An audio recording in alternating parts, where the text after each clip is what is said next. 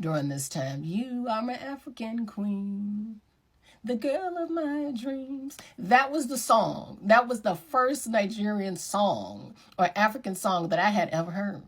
And so they turned that song on and everybody's singing.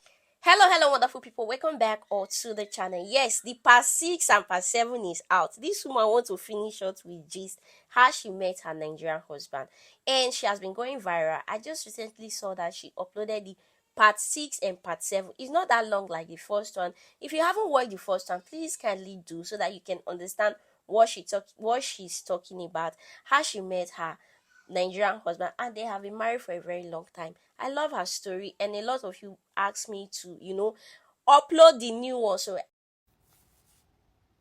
How I Met My Nigerian Husband, Part 6. So the date went really well. After the date, we met up a few times. He would go on break from work. I would go up to his job because it wasn't far from where I lived, and we would sit in the car and talk. And I really got an opportunity to really continue to see him for who he is and have kind of those intimate conversations. He invited me up to meet his friends and go to his apartment, and I was like, okay, cool. So we scheduled a time, and I went up to his apartment. He lived on the side of town, which was very multicultural in the city. I mean, you had every country represented on this side of town. So it would make sense that he lived on that side of town. I mean, because you had Nigerian restaurants, you had Ethiopian restaurants, you had Chinese restaurants, you had Pakistani restaurants. So you had all access. So you felt like you were not missing home in this particular type of area, especially when it came to food, right? And also culture, because a lot of Nigerians lived in this area, in this part of town. And so I go to his apartment. Everybody's like, hey, hey. I'm like, hey, very welcoming, very nice. What do you like to drink? I think they didn't have what I like to drink. Somebody ran out and got the drink. What do you want to eat? Do you want papayas? Papayas? And I was like, no, I'm good. I don't need papayas. So funny. No, I'm good. I don't need papayas. Chinese? And I'm like, yeah, maybe some fried rice. Okay, great. So we ate Chinese food, which was good. And so at the party, I remember they said, do you listen to Nigerian music? Do you like Nigerian music? And I said, I don't think I've ever heard Nigerian music. And at the time, how ironic was this? Two-Face, African Queen, was rolling during this time. You are my African queen, the girl of my dreams. That was the song. That was the first Nigerian song or African song that I had ever heard. And so they turned that song on and everybody's singing and he's singing to me, you're my African queen. It was so funny, and it's ironic because of everything that's going on with Two-Face and Annie, right? But that was the first song that I ever heard or recognized from a Nigerian artist. So that became kind of our song, African Queen.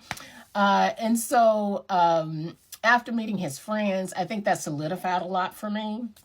Of getting to know him, because his friends were an extension of him. There were people that he had just met in the city, but there were also people that were his friends and roommates that he had knew from Nigeria, that he had grew up with and had close relationships with. So they were all there, motivating and helping one another, right? And helping him because he was new to the U.S. So after that, we decided, of course, to continue to see each other, take things a little further, and he wanted to take me to my first Nigerian restaurant, which was an experience. So come back for part 7.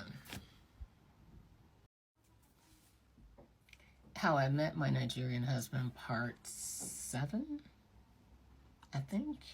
Okay. But anyway, after meeting his friends, really amazing experience. A couple days later, we go out to this Nigerian restaurant. A lot of Nigerians in there talking loud, doing what that the Nigerian men typically do, talk loud. They're not arguing, they're just debating and having a conversation. But anyway, they give me the menu. First thing I see on the menu is goat. And I said, goat? Y'all eat goat? And he's like, oh, goat is tantalizing. And I'm like, goat? Wow. I'm like, only thing I've really ever ate was chicken, fish, beef, and pork every now and then. So he orders a number of things like jollof, fried rice, a goosey with fufu. And, first thing the food comes out, I grab my fork. I'm getting ready to, I ate some of the rice. And then I'm like getting ready to touch the fufu. He's like, ah, ah, ah. And I said, well, what? He said, you have to eat that with your hands. I said, with my hands. He's like, yes, you eat it with your hands.